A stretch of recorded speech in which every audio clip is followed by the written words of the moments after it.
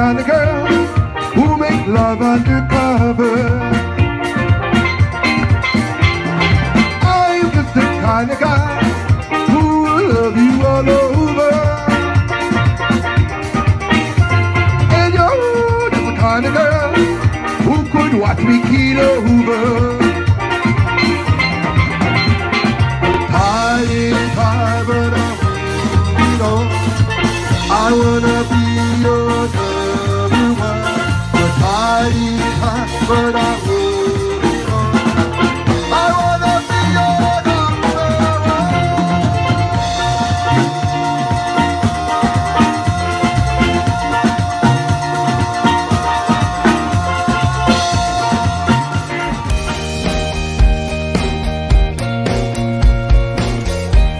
Welcome to the Fourth Branch program. Glad you can make it. I am MD.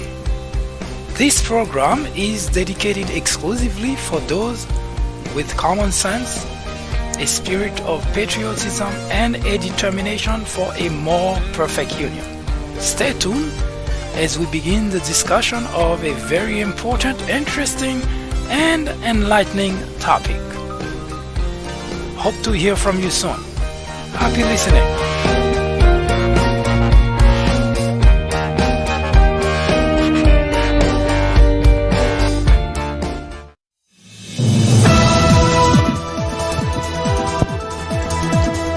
Hello everyone, I am MD and this is the Fourth Branch program, the place for common sense. Welcome. Today we take a look at the race to 2020, an important topic now in discussion. We will also take a quick detour and look at why there is a record deficit in leadership in the Republican Party.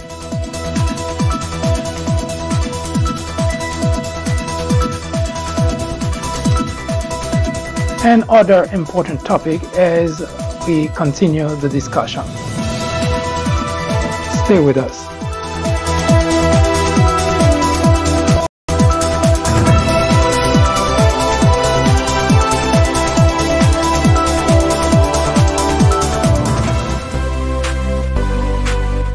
I am MD, host of the Fourth Branch program, inviting you to join me every Saturday at 10:30 a.m.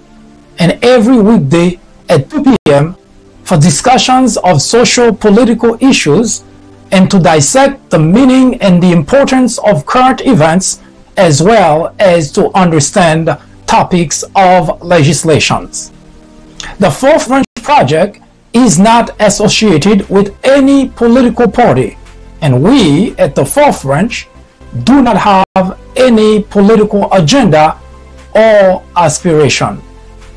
Our ultimate objective is to work towards achieving a more perfect union by removing ignorance, the biggest obstacle to our democracy.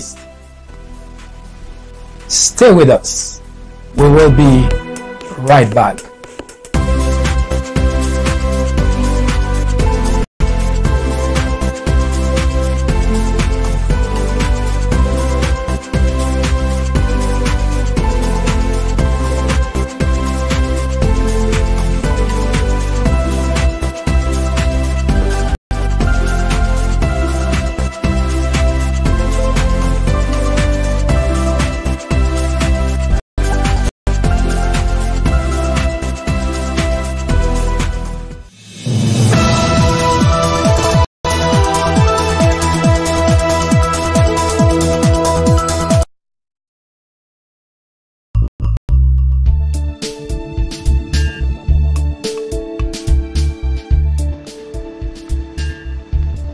Meet Tulsi.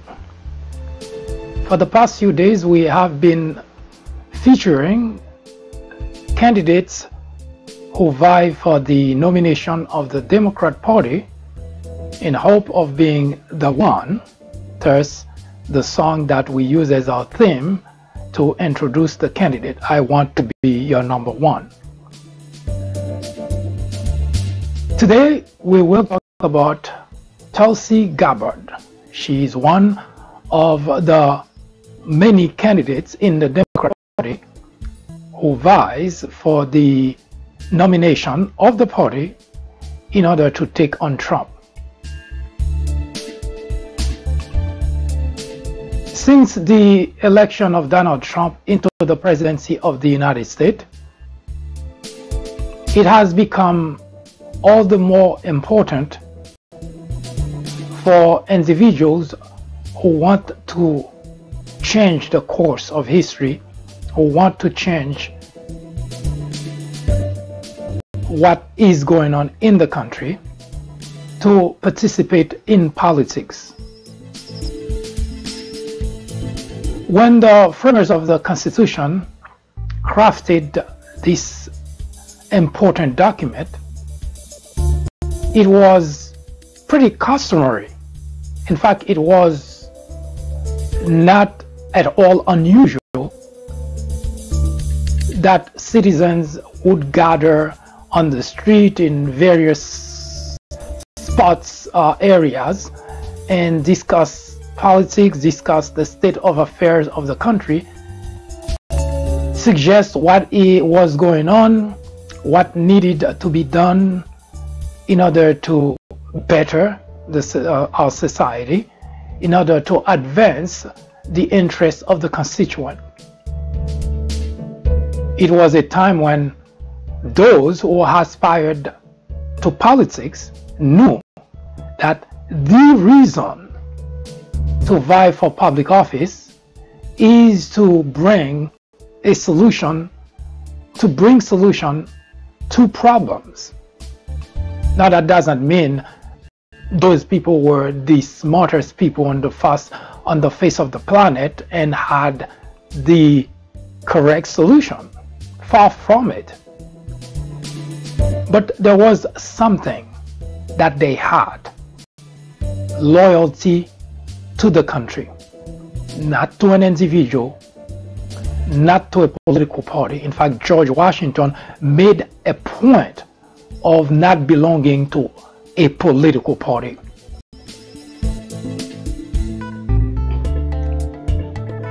But regardless, it was almost certain that those individuals would move from one side to the other, from one party to another, if they suspect the party that they belong to stray away from the loyalty to the country.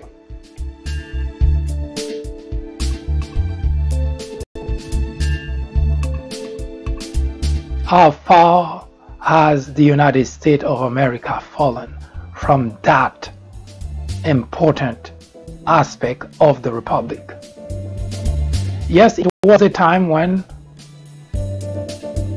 people actually decided to run for public office, had one thing in mind.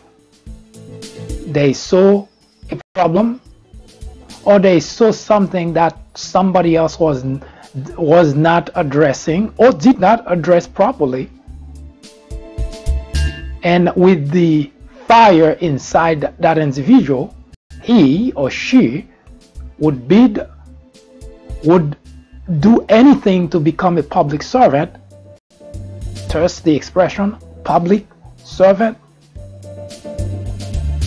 in order to right wrong or to straighten the problem. For almost a century now, we can say with a high degree of certainty that that is not the case. People who join, who decide to go into politics, they have very different agenda from advancing the affairs of the country. it sounds like a blanket statement and something that someone would just say, but that's not true.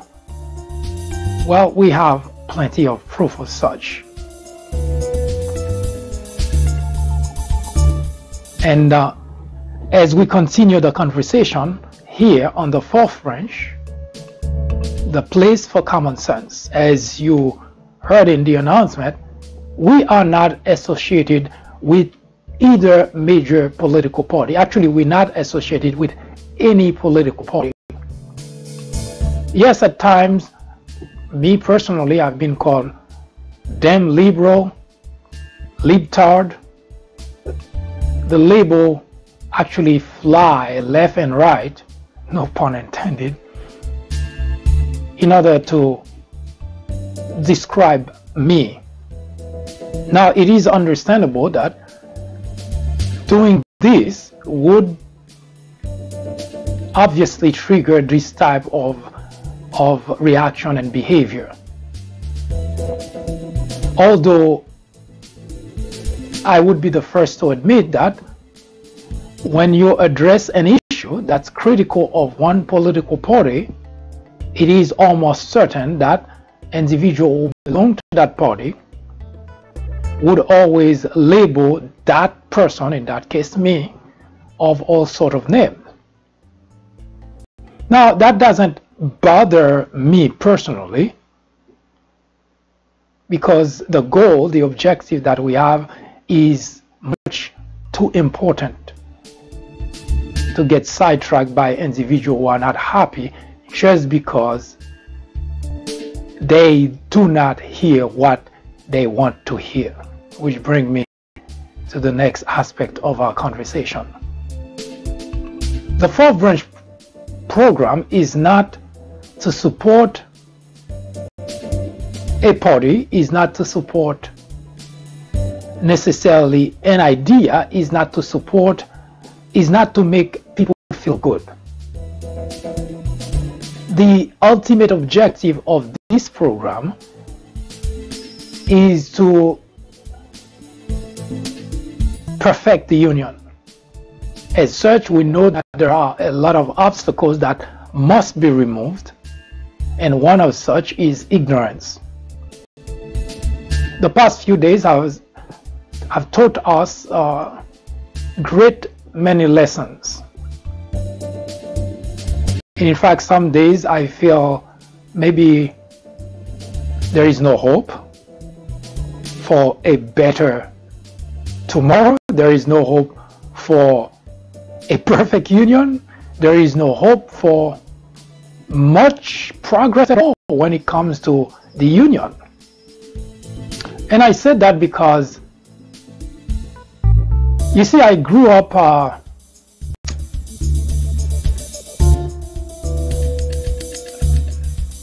believing that we should strive to do anything and everything possible to acquire knowledge, no matter how old one is, and that's the way to help society, to help families, and to help oneself.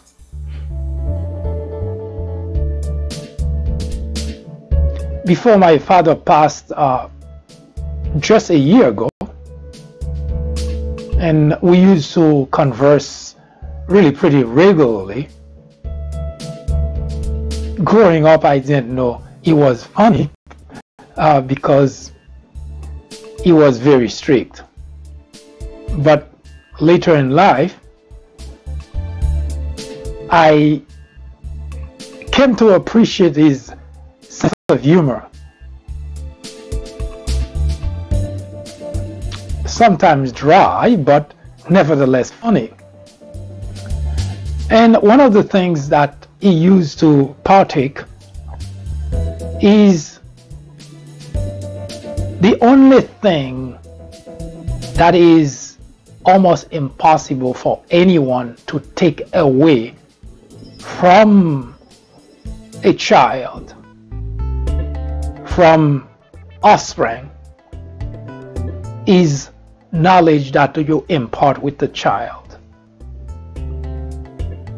Put differently, if you have money, you leave huge sum of money for your children.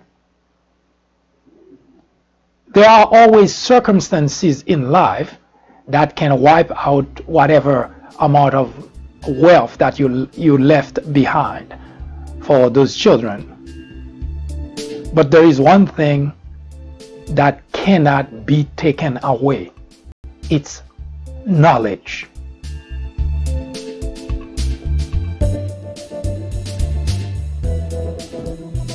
I remember in college that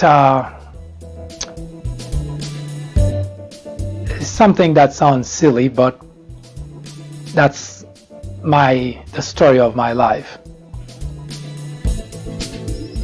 Because of this type of upbringing, we were raised, I had many siblings, to strive in school.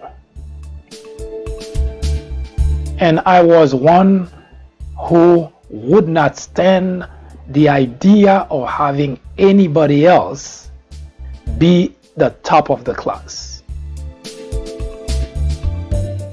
I would spend, even in primary school, I used to spend nights studying, reading, doing homework, because the idea of when the time came to get that grade, those papers as to how we did in class, I would die if I were not either the top or one of the tops in the class. And that's something that followed me all the way here in the United States. I remember I was at UMass. At that time I was studying computer science.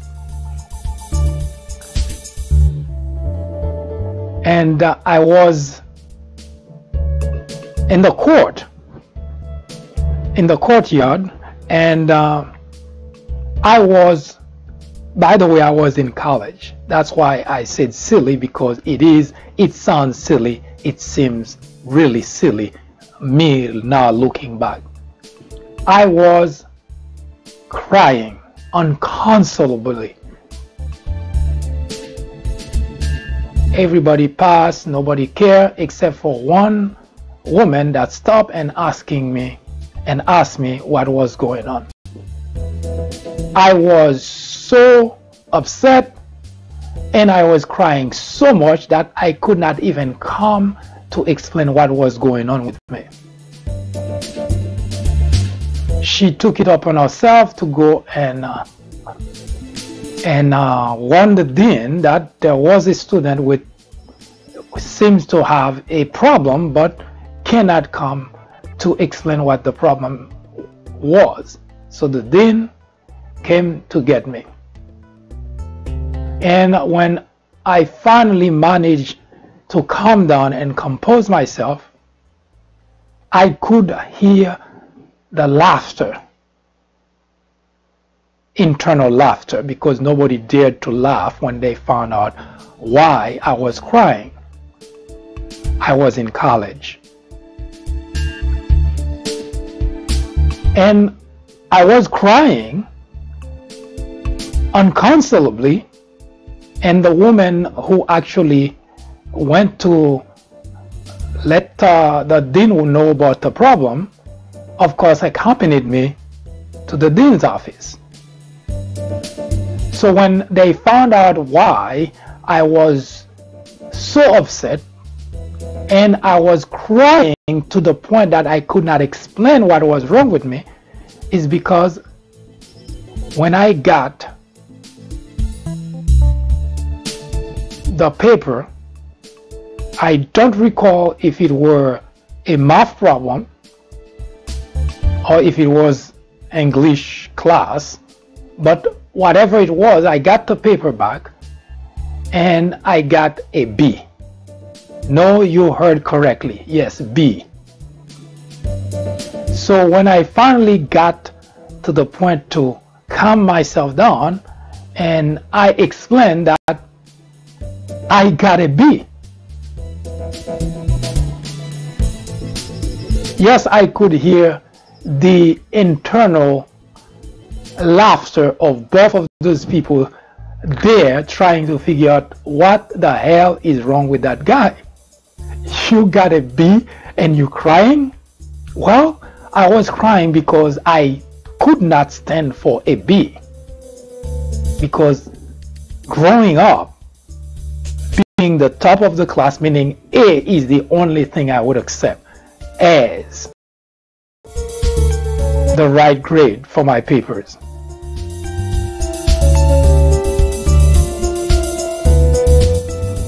I said all that not because I'm here to talk about myself, but to explain that I put a lot of weight on knowledge. I put a lot of weight on the acquisition of knowledge. The past couple of days, talking to my fellow Republicans,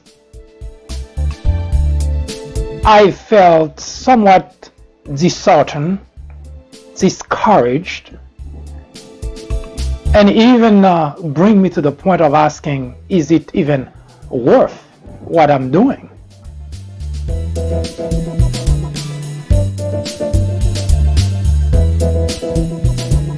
I asked the question, I said, if you guys know today about all those things about Donald Trump, his behavior, his incompetence, his wrongdoing, his crime, etc., would you vote for Donald Trump?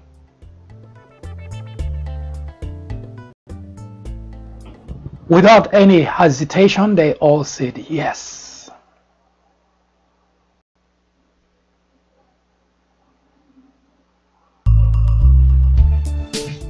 I was silent for a moment, and I just could not come to the understanding of how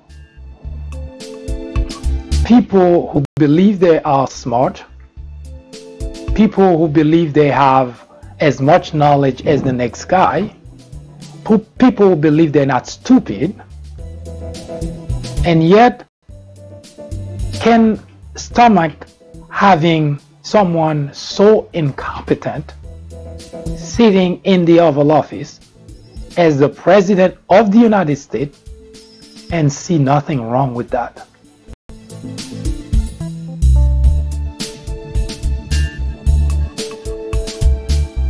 Adolf Hitler used to say, "It is not truth that matters, but victory."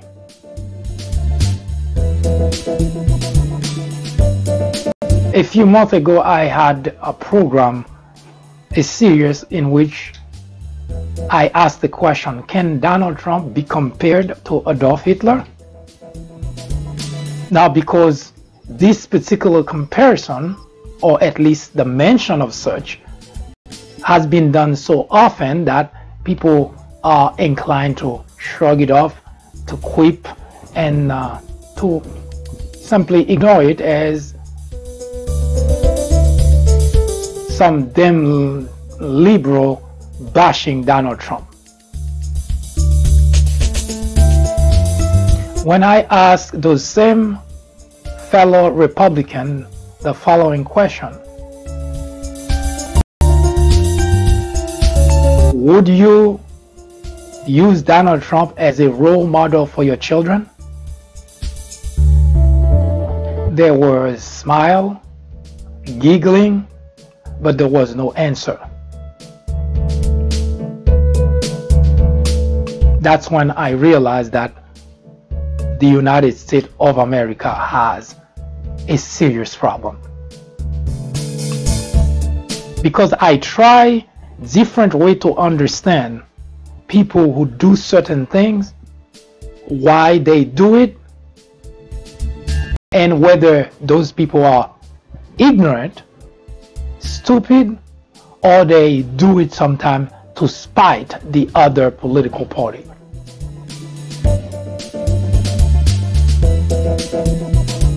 Off the record, most of those people would tell you they would never use Donald Trump as a role model for their children.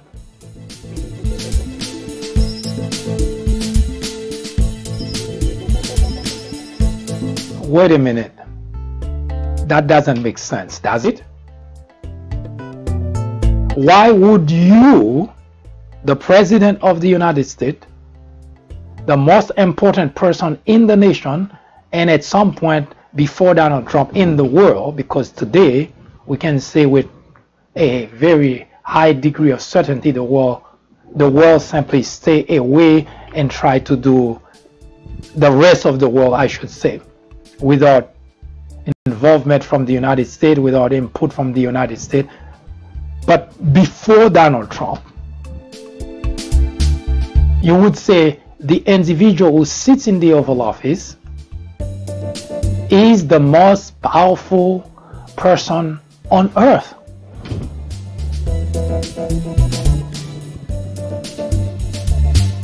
And that individual should be a role model for not only children of this generation, children of this United States of America, but quite possibly children across the world.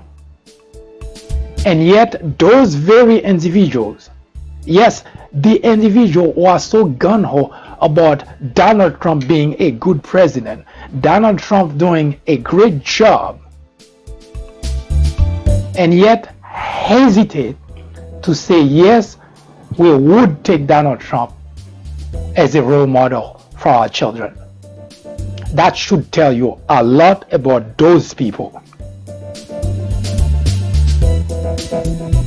Because if you cannot justify using that individual who sits in the Oval Office as a role model, as someone to point to your children to follow the footsteps, then you have a much bigger problem supporting that individual. It's either you couldn't care about the country, you don't care what it does, how much damage it causes to the country, because obviously you do not believe this person is worth using as a role model.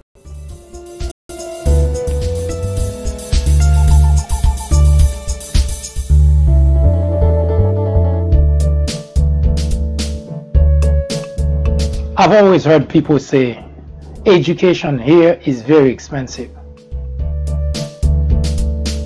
Jeff Rich say, if you think education is expensive, try ignorance. If you think education is expensive, try ignorance.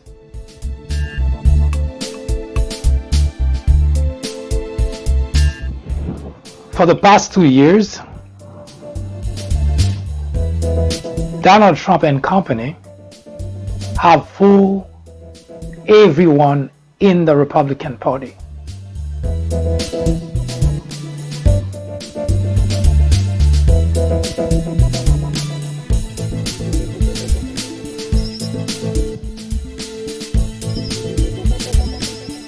Now, you may not, where you at, you may not see the damage that has been done to the country, the structural damage, the institution, the Constitution, the rule of law, all that has been damaged by one individual. Those who voted for and continue to support him would not even consider using him as a role model for their children. What does that say about the state of affairs in the Republican Party? As such, it has never been so urgent. It has never been so important so critical for the nation as a whole to decide that in 2020 we need to replace the tenant in the Oval Office, because we need an individual we can use as a role model. We need an individual we can look up to, the world can look up to for guidance, for alliance, for help, as friends. As such, today we introduce to you Tulsi Gabbard. Don't make the 2020 election about Democrat versus Republican. Make the 2020 a page in history which can literally remove the 4 pages that the country is going through now. Needs to be removed. It is a stand in the history of the Republic. We will continue to talk about Meet Tulsi Gabbard. We will tell you what she is about as we continue to feature candidates vying for the office of the presidency.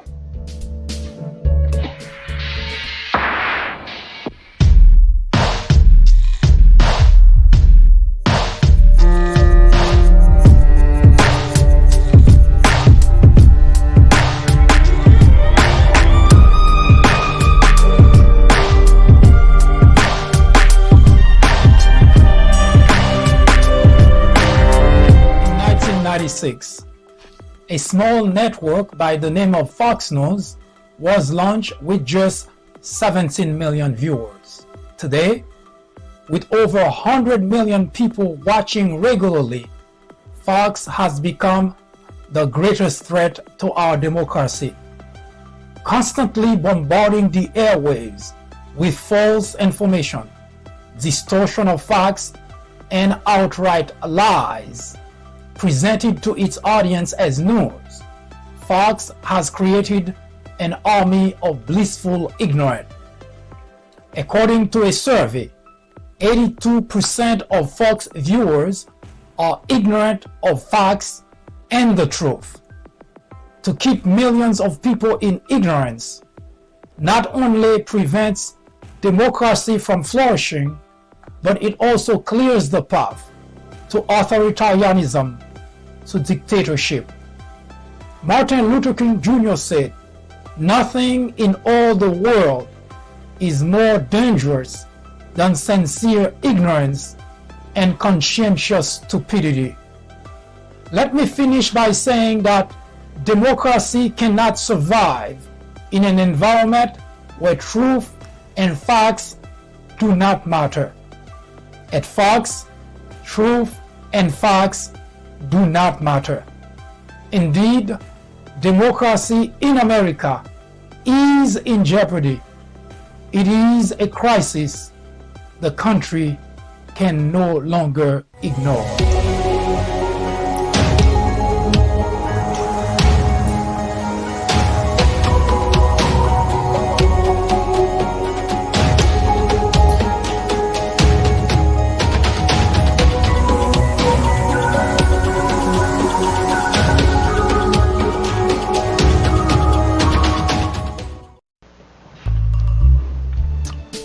Who is Tulsi Gabbard? Well, Tulsi is the current representative of Hawaii 2nd District. Prior to becoming a U.S. representative, Miss Gabbard was a member of the Honolulu City Council from January 2011 to August 2012. Mrs. Gabbard, or Miss Gabbard, was born on April 12, that is today. Is it? I guess happy birthday, Tulsi. Was born on April 12, 1981. She was born in the city of Lelola, I don't know, Lelo or Leloa. Oh, welcome to Hawaii. I need a crash course. In any event, she was married to Eduardo Tamayo in 2002. They got a divorce in 2006, and 2015 she remarried with Abraham Williams. Tulsi went to Hawaii Pacific University, where she got a degree, a bachelor degree at that university. In 2003, Tulsi joined the United States Army. She's still considered as a, I would guess maybe she's just a reservist now. She is serving on in the U.S. Congress, but she's still active as a member of the armed forces. She has the rank of major. The unit she belongs to is the Hawaii Army National Guard. Tulsi did have a tour in Iraq during the Iraq War. She received a Meritorious Service Medal, Army Commendation Medal, Army Achievement Medal. Now, Mrs. Tulsi Gabbard has been a congresswoman from Hawaii representing the 2nd District since 2013. According to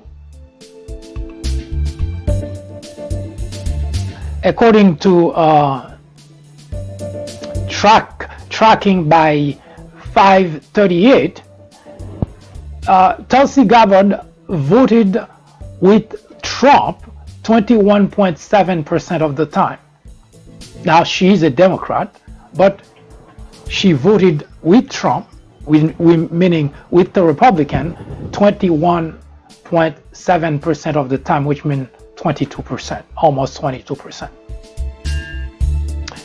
Tulsi is on board with Medicare for All as one of the benefits that the Bernie Sanders campaign has been pushing for. But she also acknowledged that Medicare for All is not a way to put an end to private insurance. She just wants, just like Bernie has been proposing, a health insurance that would make certain everyone in the United States of America is covered.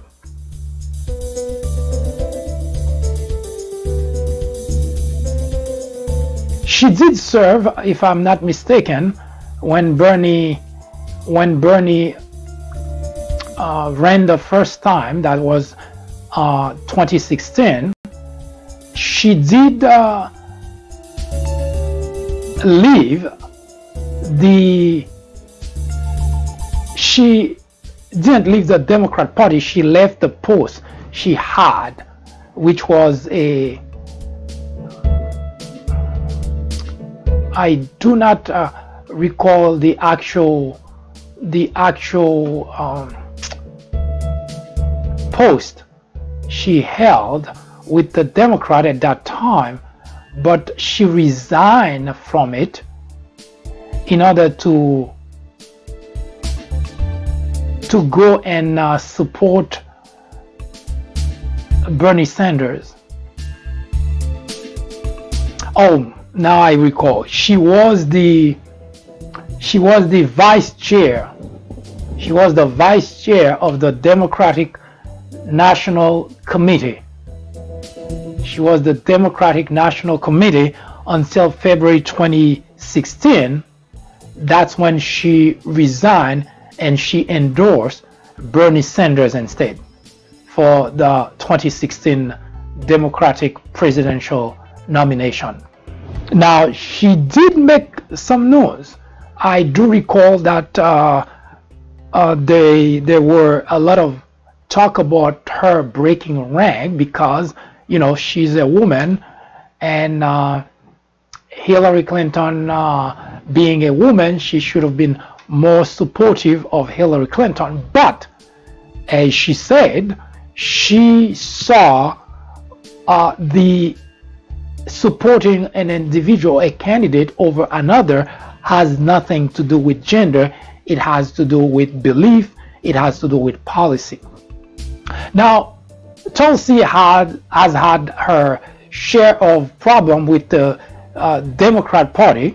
It is actually interesting to see that she still stick with the Democrat Party, because her share of problem in that party has been well documented. At some point, she was being considered in violation of ethics of the committee, because she went on an unplanned, I guess, trip to Syria, in which she met with the Syrian leader Bashar al-Assad. And during that time, Tulsi was famous for siding with Vladimir Putin in terms of policies in the region against that of Obama. That also did cause some firework in the Democrat Party. Now, despite that, it seems Tulsi Gabbard seems to be in sync with some of the issues, some of the policies that the Democrats have been pushing.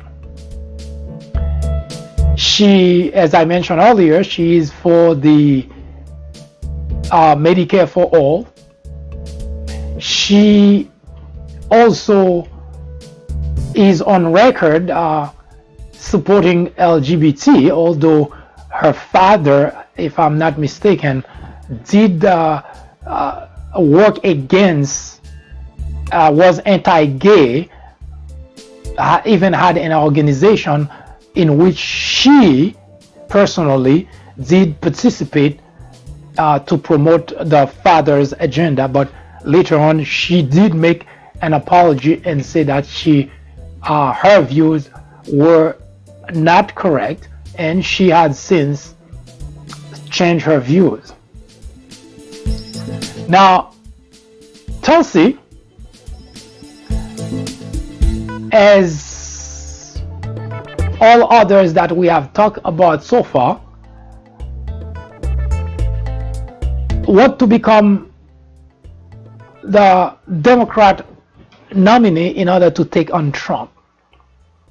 And just like all other candidates we talked about before, and of course those we will talk about, Tulsi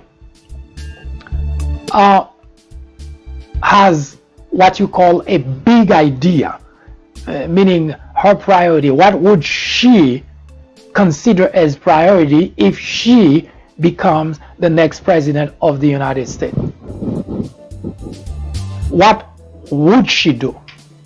How would she, if you recall in 2012, when Mitt Romney went against Obama, the priority was replace and repeal Obamacare. And everywhere Mitt Romney went, as a rallying theme, he said to the crowd, I will repeal and replace Obamacare on day one.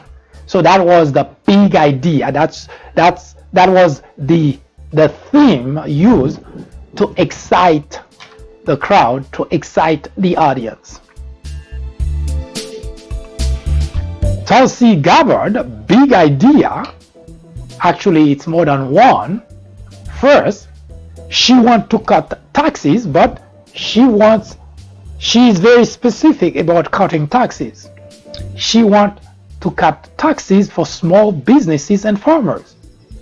Now that is an important distinction from the $1.5 trillion tax cut that the Republican passed, the legislation that they passed in February of 2017, because those tax cuts were exclusively for large corporations.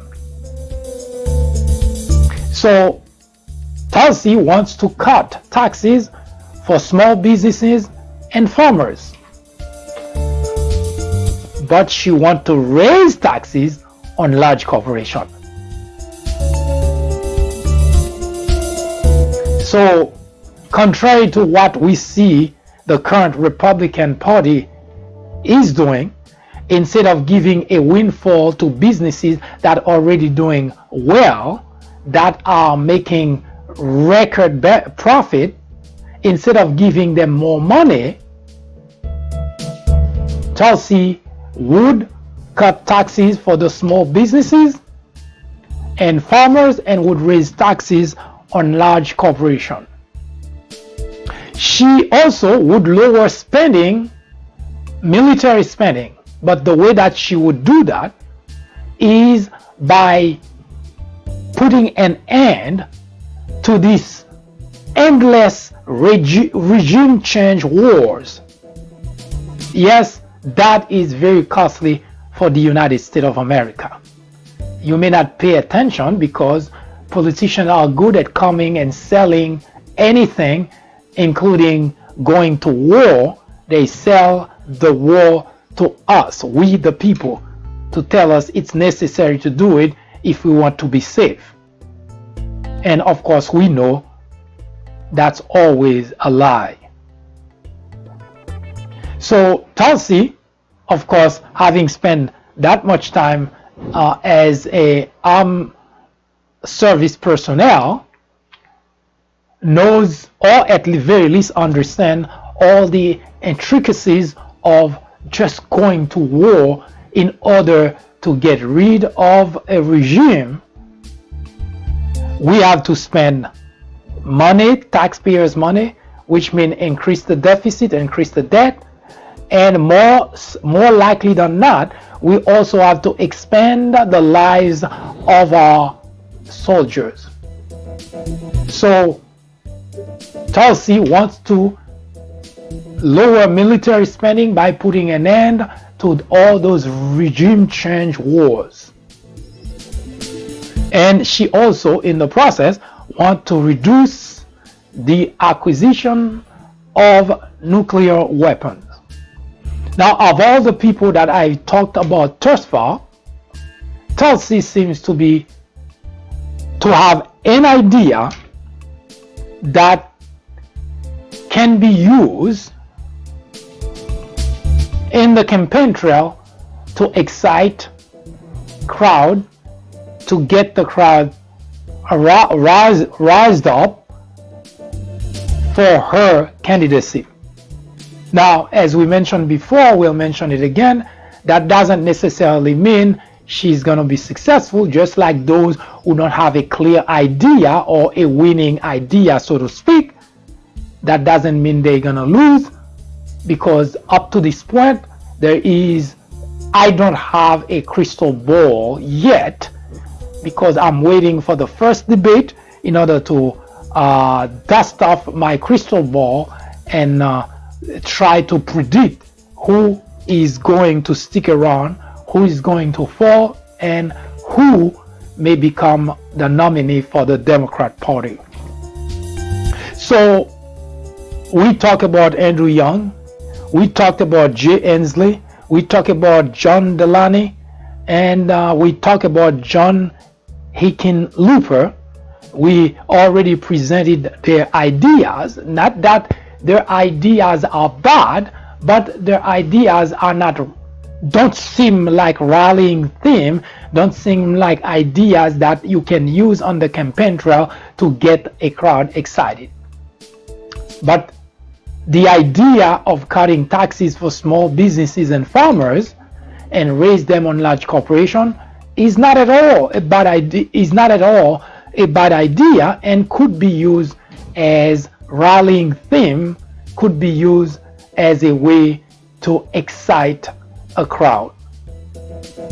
So just like the others, we're watching Tulsi pretty closely to see how this whole thing is going to evolve. We already know that at this point there is no pointing at the others in order to shoot the other rival down, because it's very early in the process. So all the Democrat candidates are playing nice among themselves, but outside the Democrat circle, on the Republican side, there is already a lot of shooting at the candidate, from the president to mouthpiece propaganda machine at Fox. We have had a lot of those things happening. Now, we know it is very early in the process. So just like, if you recall, during the 2016, for a very long time, both Bernie and Hillary Clinton were playing nice. But as time marched on, it became clearer and clearer that the country, or at the very least the Democrat Party, needed a front runner. And as such, the mudslinging was called on to arbitrate among those two candidates. So we are fairly certain that we will be heading there, but it's too early for that. We don't know who is going to shoot first, but again, there are too many candidates, and there is no way in the world that they're going to be shooting at one another. They all going to play nice for a little while. But it is also my experience that after Iowa, even before Iowa, we may have some of those individuals drop out of the race. But after Iowa, there will be an exodus of candidates from the race. So brace for that.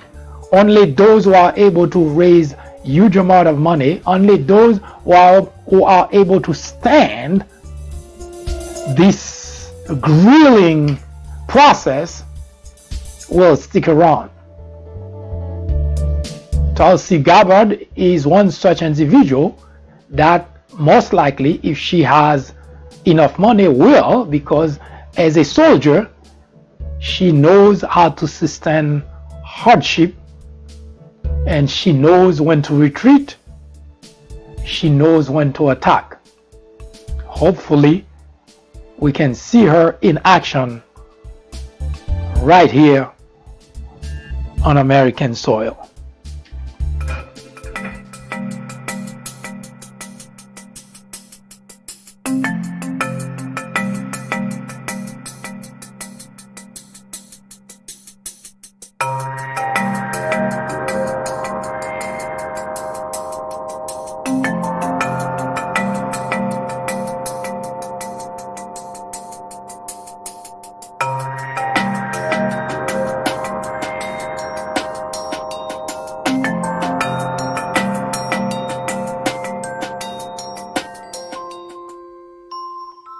After reading several books based on presidents and on Obama specifically, I found that they're typically partisan. The Obama legacy targets the heart of the issue by giving credit to the president where it's due, but definitely coming down hard on Obama on his bigger failures, like his handling of the Syrian crisis. If you are in college, going to college, you are an educator, a faculty member, or someone with interest in government or politics, The Obama Legacy is definitely a book to read.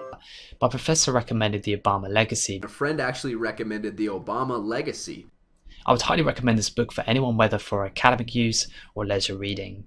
I would recommend this book to anyone out there searching for an impartial and unbiased look into Barack Obama's tenure as president.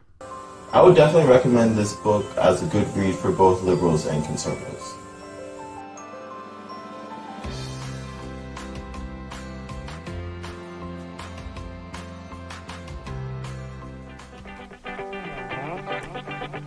Donald Trump is wrong to call the media the enemy of the people. Throughout history, dictators, authoritarians have always tried to delegitimize the media in order to get away with corruption, scandal, and yes, even abuse. Adolf Hitler did exactly the same thing in 1933, accusing the media of fabrication. Journalists are not in the business of fairness. Our only business, is to be objective. It is our duty to hold Trump and every administration accountable. Today, it is urgent. It is necessary. It is critical. Our very freedom depends on it.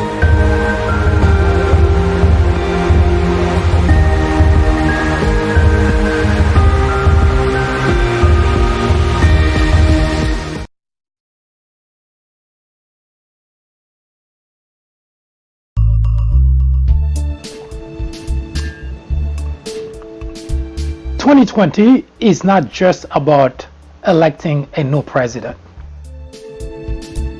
It is also about your health. It is about your health care. Since 2010, the Republican Party as a whole has tried everything possible to get rid of Obamacare. They almost succeeded. Why? Now, they did present a number of rationale which the Republican constituent believed for quite some time, until it started to become more and more obvious that the Republican representative lied to them.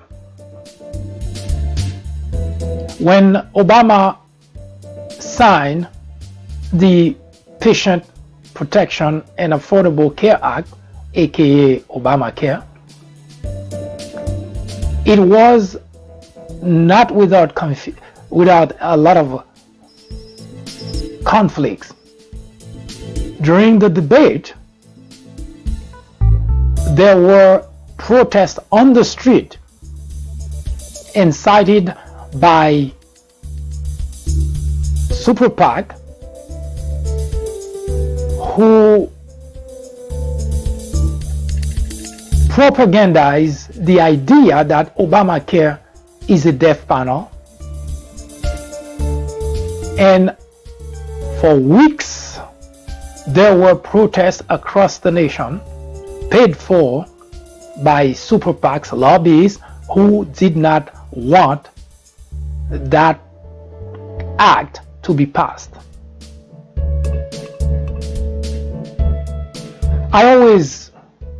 It always puzzled me that everything that would benefit a large number of people is always opposed by Republicans. And it is not just about Obamacare. It is something as I mentioned a couple of days ago, it is something that the Republican Party has been doing for almost a century now, 100 years. And I will give you example after example as we continue this conversation. It's not speculation. It is on record. It is documented. The only thing I want to understand why. That's the only thing that remains a mystery for me that I would like to understand. And when I say anything, any legislation that would benefit the people, that would benefit the constituent, we're not talking about Democrats or Republicans. We're talking about constituent. Both Democrat, Obamacare was not a health care protection just for Democrats. It was a health care protection for all those who could not afford it, and you have a president who said, let's do something about that. Now, I'm not here to debate the legislation itself, because no matter what the legislation is, you will always find that there is something to improve on, there is something to remove, there is something to add, etc. That there is no argument there. But the question that I have, why would legislators who ran for public office, whose primary job is to do things that benefit their constituent, why would they oppose that?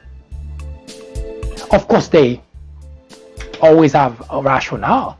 It's too costly. It's not good. It's going to bankrupt the country. The list of rationale is endless. But we know that's not really the problem. And how do we know that?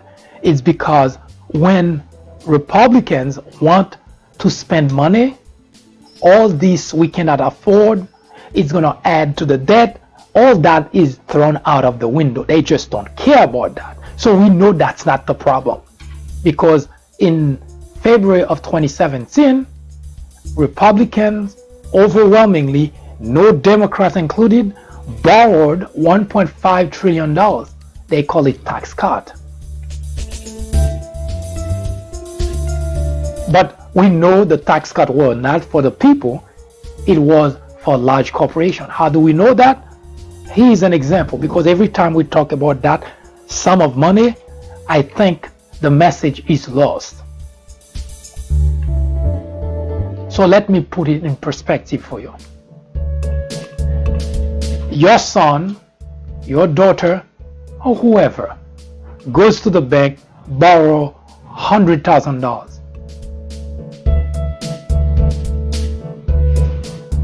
And come back and give you $13,000. Now that's not bad because you didn't have $13,000. So you get $13,000 out of that. Now the other $87,000, whatever your son, your daughter chose to do with it. But in this particular example, chose to buy something for Uncle Joe, who is the rich guy living up the mountain with mansion and all the gadget, all the gizmos. He has many cars, chopper. He is a rich guy. But your son went to the bank, borrowed $100,000, give you $13,000 as a gift. Mom, Dad, I think you may find use for that. So you get $13,000, and then the other $87,000. Your son, your daughter use that to buy something as a gift for Uncle Joe, who couldn't care less about the gift, because Uncle Joe doesn't have a need for anything at all. But your son, your daughter decided, I want to give Uncle Joe something for his birthday. And that's what your son did. Now, would Uncle Joe appreciate it? Maybe. Uncle Joe couldn't care because Uncle Joe doesn't need whatever that your son or your daughter would give. Of course, depending on the relation, Uncle Joe may show that he's appreciative, but in fact, the least expensive car that Uncle Joe has costs way more than $87,000. But to move the story forward, that's what happened. That's the $100,000 that your son borrowed, which is the equivalence with making with the $1.5 trillion tax cut. So your son borrowed $100,000, give you $13,000 maybe for Christmas, maybe for your birthday, whatever the occasion is, you get $13,000 out of that. Now the other $87,000 bought something for Uncle Joe's birthday. So in other words, you would say that your son now owes the bank $100,000 because that was money that was borrowed.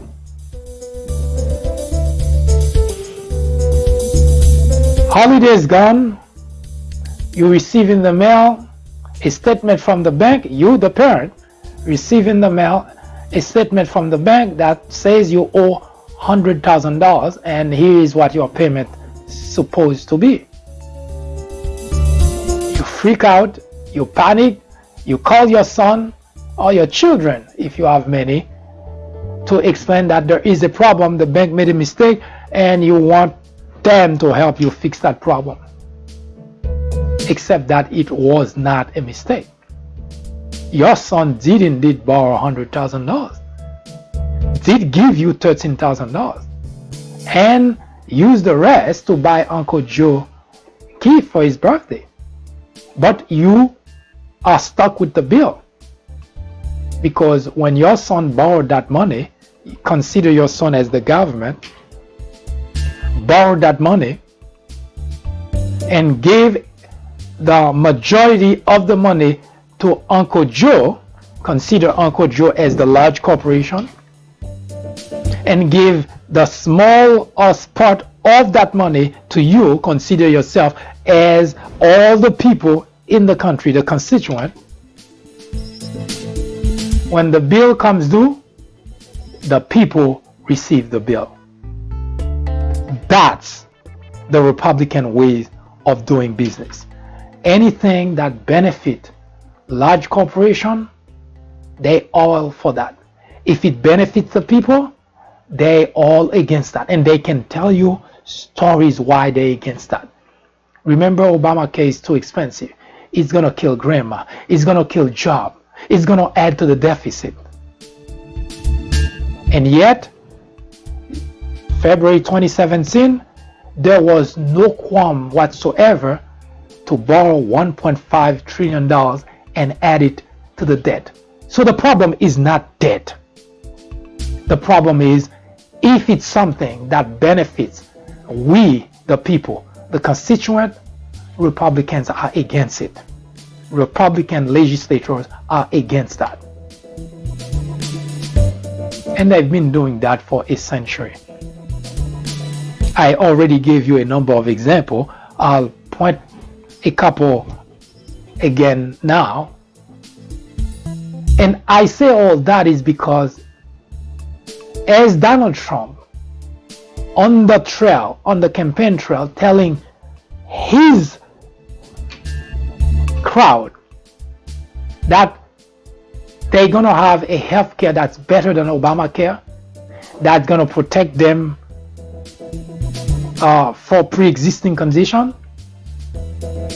What those people don't know is Donald Trump is lying to them big time, because while he's in the campaign trail saying those things, in the courtroom his legal team is fighting with the court to put an end to Obamacare, and if not, at the very least, to end the coverage for pre-existing condition.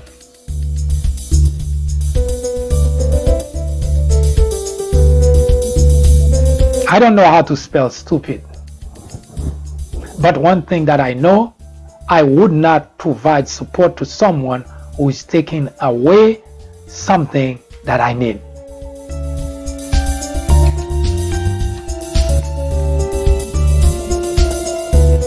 For 100 years, Republican legislators have proven if it's something that's good for the constituent, they're not for it. And they good at messaging. They all say the same thing. They go to networks such as Fox that amplifies the message for the constituent, and it becomes true. You may recall that during the Obama tenure, the death panel story was actually considered as a true story. If you went to Fox, that was a story. It's like, yes, it's gonna kill grandma. There was never any provision in the act for any such stupidity, and yet the majority of the Republicans believed that was the case. So in 2020, if you care about your health, consider that Republicans do not. When they tell you they do, it's just to get your vote. They did the same thing in 2018. In fact, a number of Republicans tell you that if you voted them back in office, they will work to protect all those necessary provisions in Obamacare, including pre-existing conditions. So the only thing you hear from your Republican legislators are things that they know they can deceive you and get your vote, and you find out, by the time you find out, it's too late. If it's you, you might die. If it's a loved one, the loved one may already die. They don't care. And they have proven that for 100 years, that's where they stand. If it's for the people, they're not for it. If it's for a large corporation, they will do anything possible to make it happen. Yes, when I say that your Republican legislators do not care about you, that's not just a statement. We have proof, 100 years of proof. That's what Republican legislators have been doing. So we cannot just say it's just now that it started. But you can rest assured that whatever you hear from them is to get your vote, but they do not care about whether you live or die. In fact, just a couple of days ago, Bill Barr was at the Capitol for a hearing, and a comparable question was asked about those people if they end Obamacare that would no longer be covered. He's like, what do I care?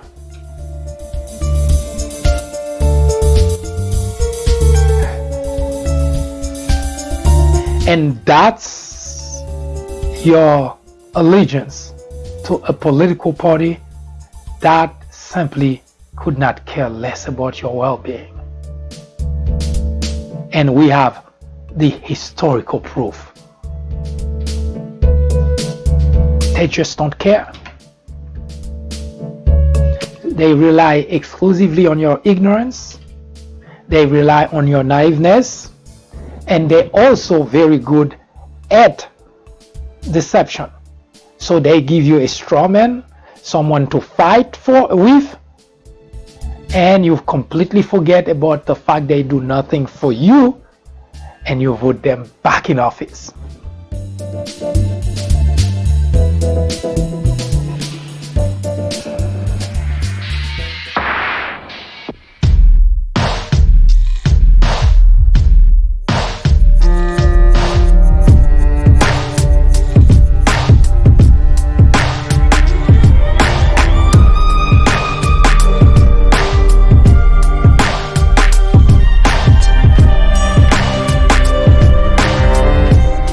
Ignorance, they say, is the biggest threat to any democracy. Indeed, it is. Plato, a Greek philosopher born in 427 BC, said that ignorance is the root and stem of all evil. Today, members in the Republican Party wear ignorance as a badge of honor, while the rest of the country watch powerless the destruction of a country which was once the envy of the world. The media is the enemy of the country, said Donald Trump.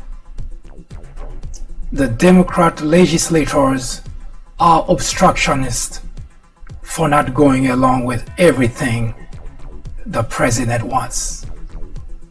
The Department of Justice is biased for investigating corruption in the Trump administration. This is the United States of America.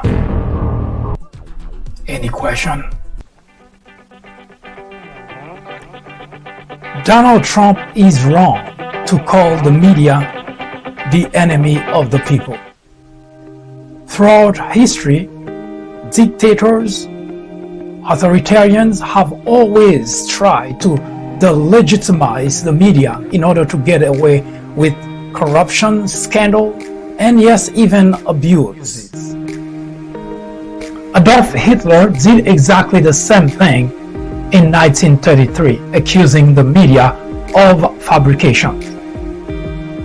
Journalists are not in the business of fairness. Our only business is to be objective. It is our duty to hold Trump and every administration accountable. Today, it is urgent. It is necessary. It is critical. Our very freedom depends on it.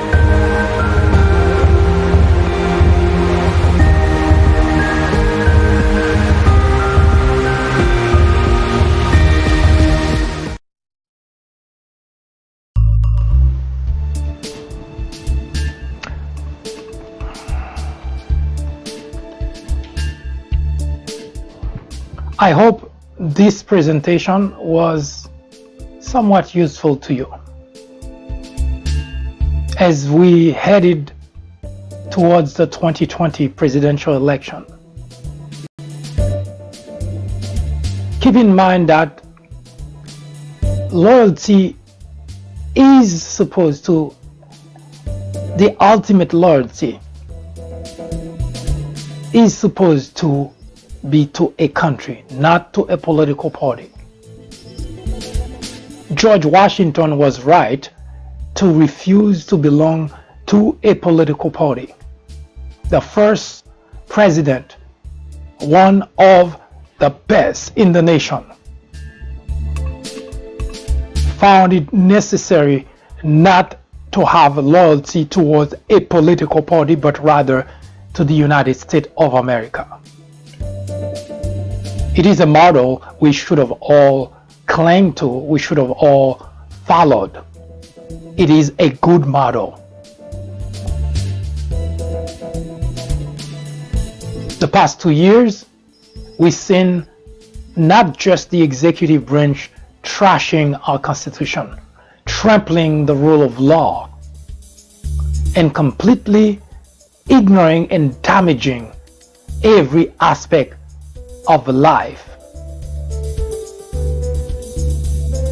But we also saw members in the legislative body, members of the Republican Party, have all relinquished their duty to uphold the Constitution of the United States, to abide by the oath they took to protect the country, to defend the rule of law.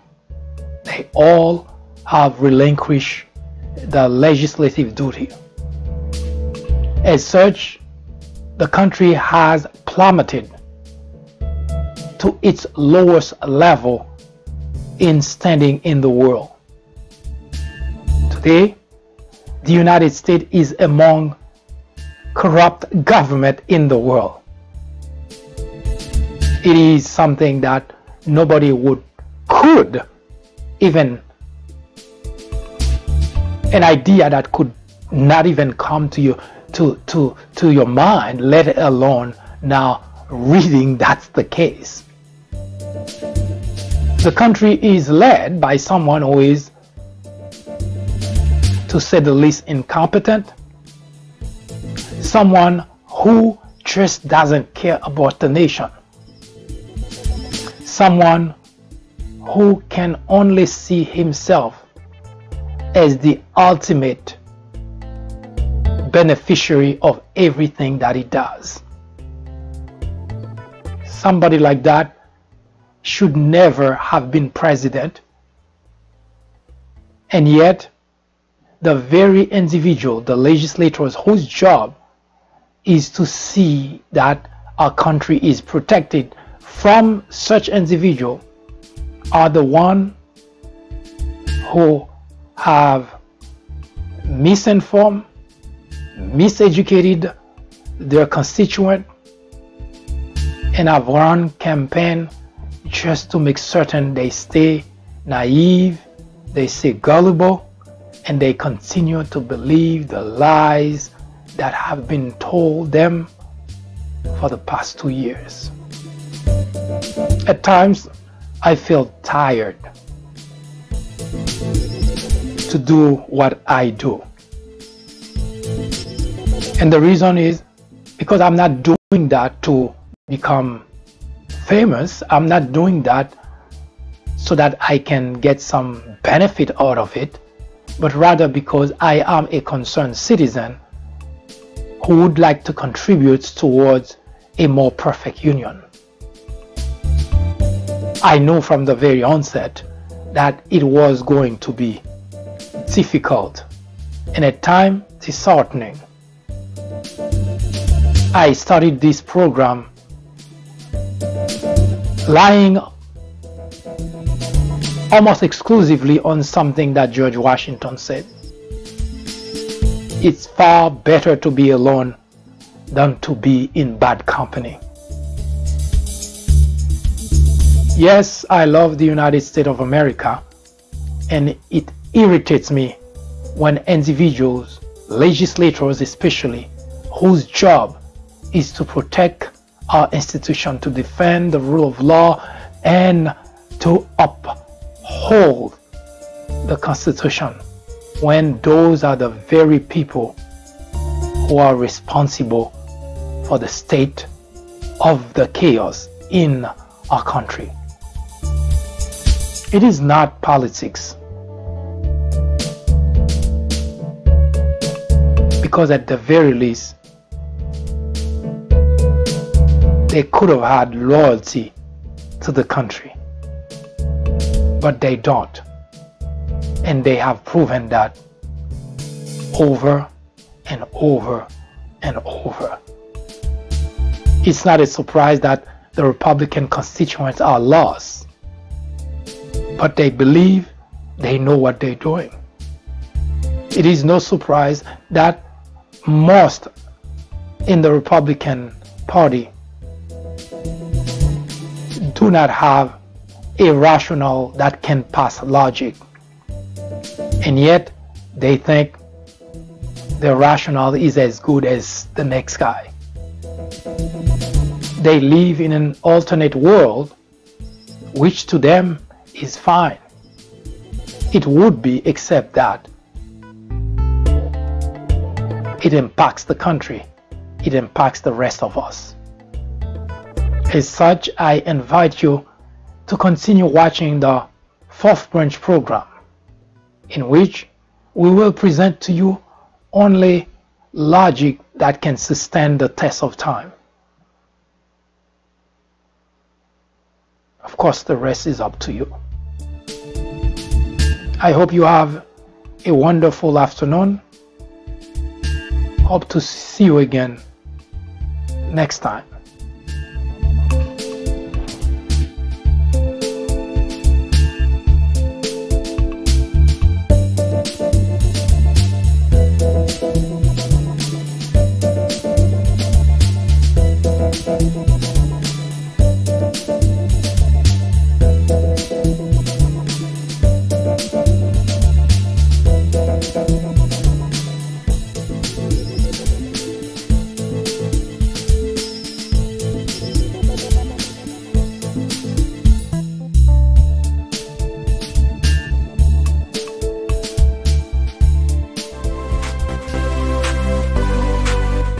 I am MD, host of the Fourth Branch program, inviting you to join me every Saturday at 10:30 a.m.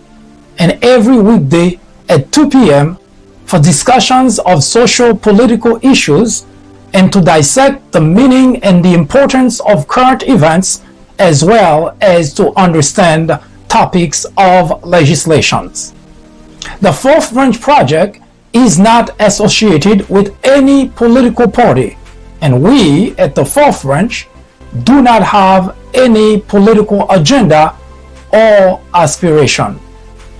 Our ultimate objective is to work towards achieving a more perfect union by removing ignorance, the biggest obstacle to our democracy. Stay with us. We will be right back.